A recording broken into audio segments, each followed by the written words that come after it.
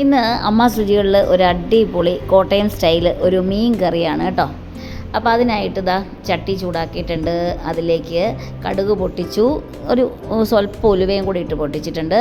അതിന് ശേഷം ദാ ഇഞ്ചി, വെളുത്തുള്ളി, വറ്റൽമുളക്, കറിവേപ്പില, ഇത്രയും സാധനം അരിഞ്ഞതാണേ.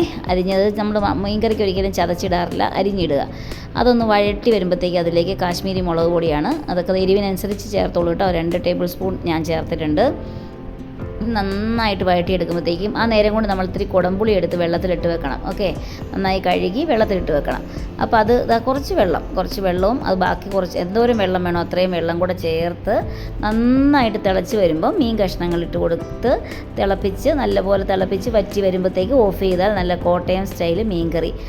പണ്ടേ അമ്മ നമ്മൾ ആദ്യമായിട്ട് വെള്ളം പൊങ്ങുമ്പോഴത്തേക്ക് നമുക്ക് വാള കിട്ടുമായിരുന്നു. നമ്മുടെ പറമ്പിൽ വെള്ളം കയറി കഴിയുമ്പോൾ ആദ്യത്തെ വെള്ളപ്പൊക്കത്തിന് ആ വാളയുടെ തല വെച്ചിട്ട് ഇങ്ങനെ ഒരു കറി ഉണ്ടാക്കി തരുമായിരുന്നു. എന്തൊരു ടേസ്റ്റായിരുന്നു അറിയാമോ?